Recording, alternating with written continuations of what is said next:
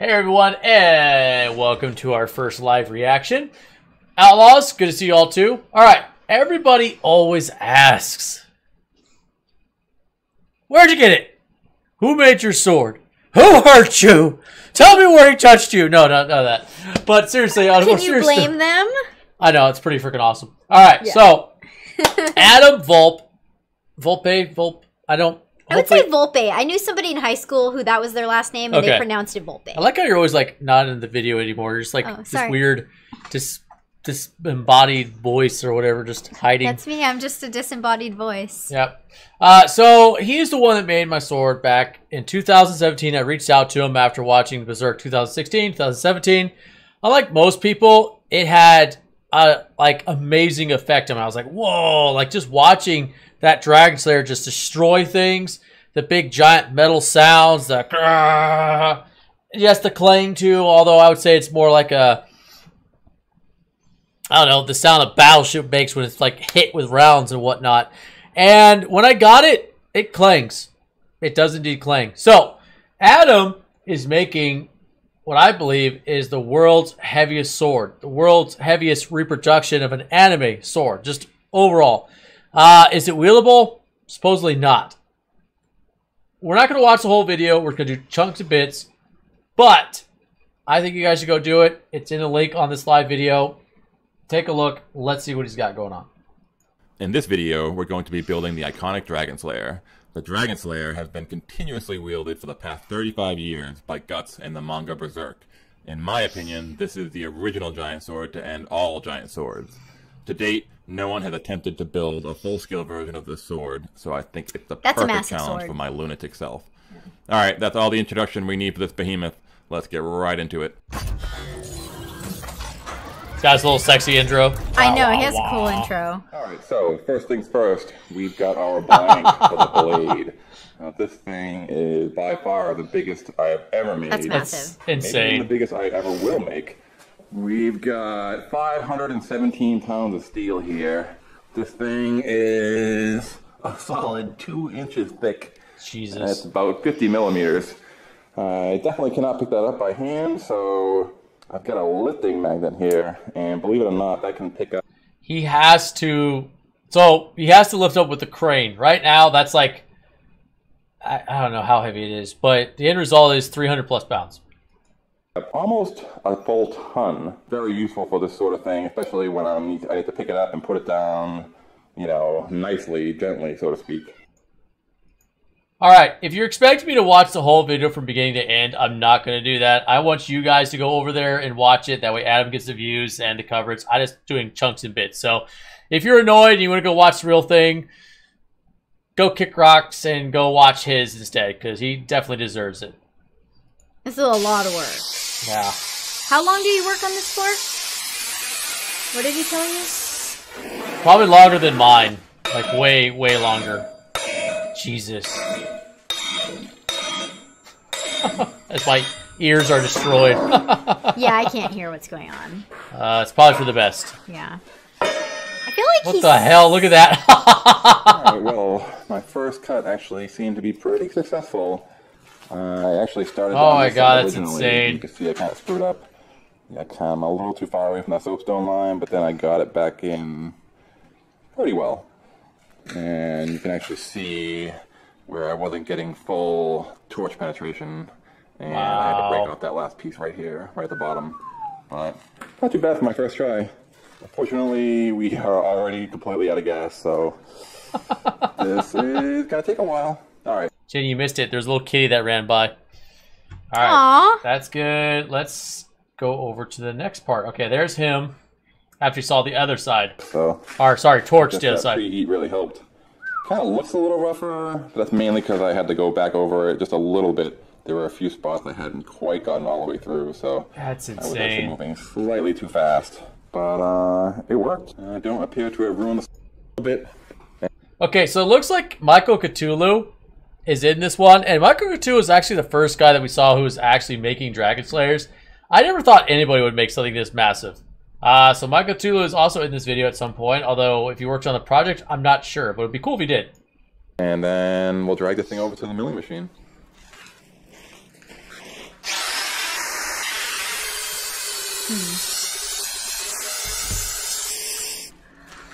That's insane. It is insane. Also, what's insane is that... That's Michael Cthulhu, in case you're wondering.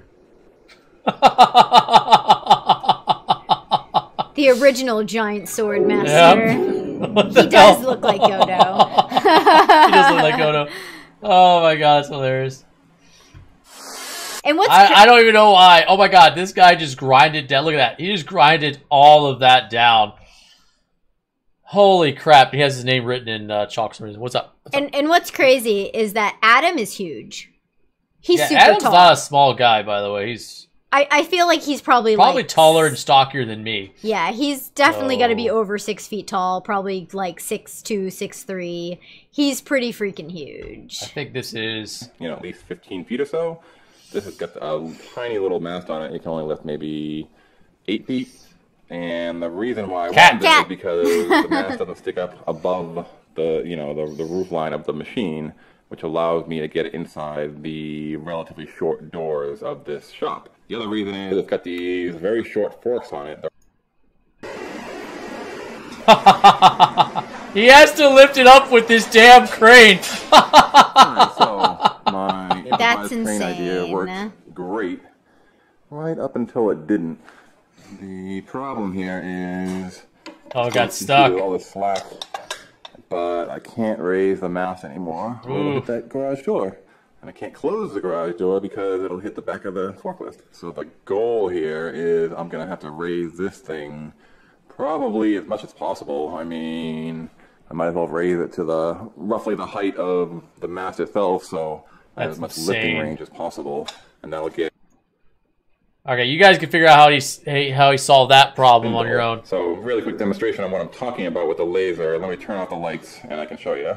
Alright, I got most of the lights off. And you should be able to see the laser. It's right there at the tip of my finger. I think you can see the line that's scribed on the plate. But now I'll traverse the table about 2 feet and we'll see if it still lines up. So, this isn't just like you one day get a hair up your butt and want to hang out at your local welding shop and create a giant metal sword. You actually got to take the time. Like, honestly, if you really want to make something that's going to last, that's going to do well and hold together like mine has, I've hit some awesome heavy stuff with this sword that would probably jack up regular swords. And it would definitely jack up a poorly made sword. So you can see right here, you've got lasers, you have cranes, you've got to have tons of tools, torches. I mean, you don't just like pull this thing out your butt and here you go, giant metal sword. Like, this takes some work, some art. Honestly, I would love for Adam to make me another sword. The price he charges these days, way more than what I paid. Okay, so I don't know if I screwed him over or what, but he's done fantastic work. And as somebody who's had his sword now for, gosh, 5 years, going on 5 years, I'd say it's worth it. Just, you got to have lots of extra income. But again, this is a piece of art that are only going to be made so many times, and that will be very rare and never made again. Yeah, we went back to all of the original Etsy messages, and you first contacted him in 2017, and then it took a good 6 months for you to get it, so 2018. It's kind of in the dark, but I think you can see there's a line right here. But he was super professional and kept you updated every step of the way. Right at the corner after traversing the table 28 inches. So I'd say we're good and lined up. And let's take a test cut with that spindle and see what happens. Oh, by the way, I have never actually used the spindle in the machine. I know it spins, but I have no idea if it's going to blow up the first time I use it.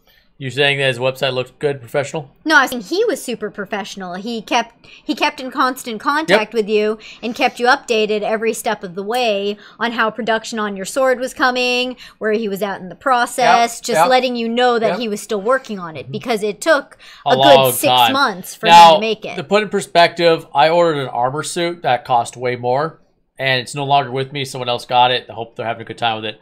The guy who made my armor suit, not as professional. I would constantly have to harass him, chase him down. excuse after excuse, and basically his whole life fell apart. I got sick of it. But Adam, no problem at all. Buy with confidence. You can see that he made swords for other people. He's already made one big giant sword. This actually is the first giant sword he made, or the actual replica Dragonslayer. Then, like I said, for mine, he actually had it out ready in like 8 months. So yeah, super awesome guy. Still comments on your Instagram posts all the time. Yep.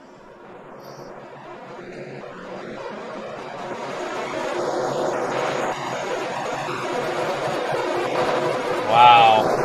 Oh man, this is giving me flashbacks. Look at all that bluing metal from the heat. So my dad was a machinist, and remember I was telling you when I was a kid there'd always be little metal shavings like everywhere on his side of the couch, in his clothes, just like this. Just like that? I remember going into his machine shop and all the surfaces were just covered with metal shavings like that. Yeah. Alright, we're going to... What? You guys watch so that? I've gotten this far on my first cut, and I've already run into my first issue. The cutter just keeps stalling, basically. It just completely stops.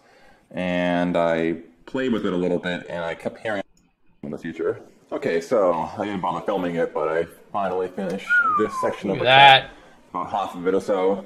And then I got the plate all lined up to do the next half of it. So this time what I've done is I've mostly centered the plate on the table. Ridiculous. Yeah. As you can see. And I don't have this giant overhang. It's just maybe 2 inches or so. And this allowed me to get this clamp in this T-slot here to clamp down this end. I had to kind of clearance the end of the clamps just to get it in there. But I considered putting a clamp right in the middle here, exactly how I have this. But the only problem is, as the table traverses, it's going to hit this thing right here. So what I've come up with is this ungodly contraption over here. So what I've done is I've taken the forklift. I got these 7-foot-long fork extensions, my little homemade train hoist thing. What I want is to be able to support the sword, but not rigidly. The idea would have some level of compliance so I can kind of wrangle it into position and then clamp it down. So I actually use this. This is actually a resistance band. This is the largest one this company makes, and I've got it doubled up here. It says it's good for 200 pounds of resistance, so I figure it should be right in my wheelhouse for this job. I've actually already lifted it mostly, and I'll show you. This is just kind of... And I actually got really lucky because... Hey, he's got a beard! You see, it's basically perfect. Yep. It's just kind of... It's just floating off the surface. I can take this end and just one finger move it around, so... just right with the travel of this milling machine's table, so I'm going to get to that right now. Well, so that's a super powerful magnet he has attached to the Dragonslayer.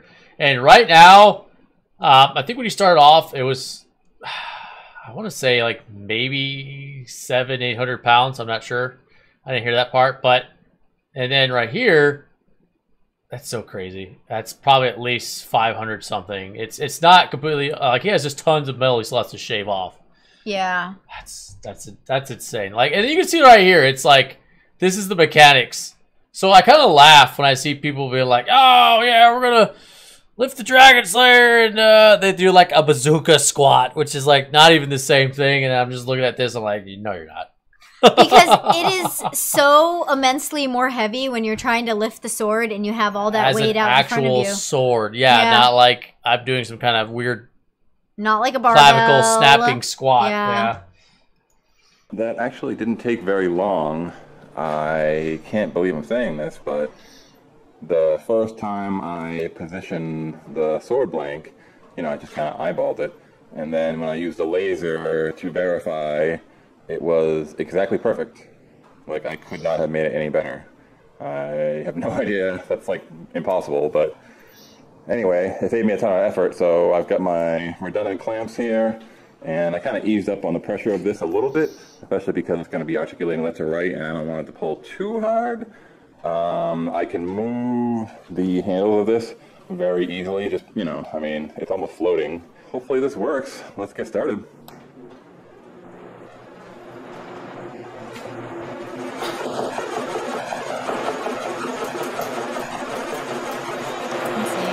Ah, that's a lot of work.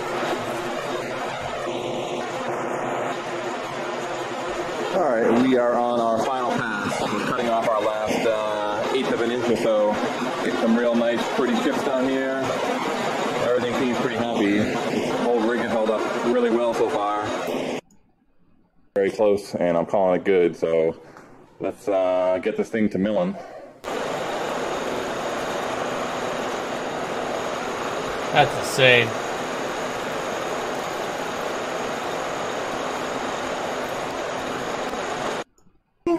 Almost coming out of the tray here, but I think that's gonna be good enough. All right, I'm actually gonna be gone for a few days. Oh, so he's cleaning it? I was like, what is going marinate for a on? bit. We'll check back in. Is that oil or is that I water? heard to be I'm not sure what that is.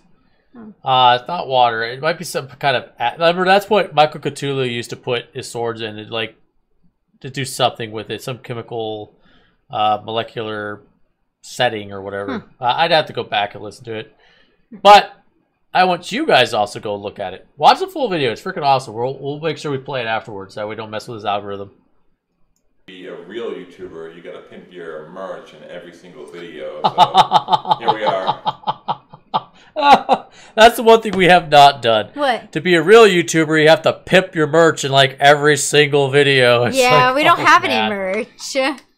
Yeah. Maybe we should have some digitally My twisted... merchandise will be my Guinness Book of World Record behind me. I don't know. Our Our digitally twisted Outlaws logo is pretty sexy. That might make a nice shirt print.